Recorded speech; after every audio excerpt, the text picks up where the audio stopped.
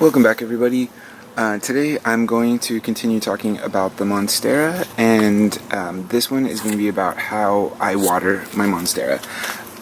So I do have other videos, other YouTubes up about how to fertilize them, and also if you have any plant problems, like this one has had some plant problems, so if you look on my other YouTubes you can see how to fix it.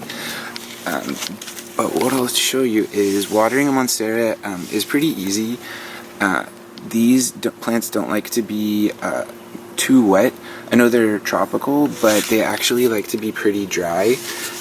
So what I'll do is I'll only water my Monstera, an indoor Monstera. I'll water it maybe like once every 2 weeks, and then for an outdoor one like this one I water it every week.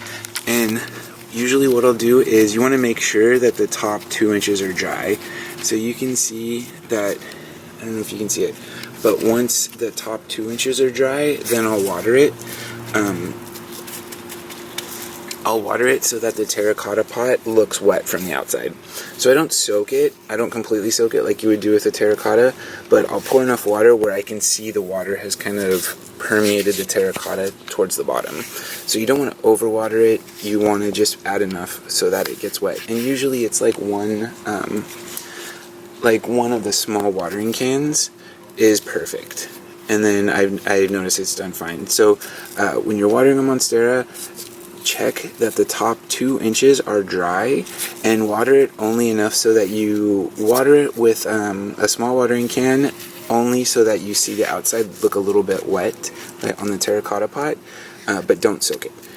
So I water it, the indoor one, what did I say, every 2 weeks, and then the outdoor one I water once a week. And then it should be good, and you'll notice the Monstera responds really well. Don't overwater it. It's not it doesn't like to be super wet. It's also not a drought tolerant plant, so don't let it get too dry, but have it being dry is better than having it be too wet.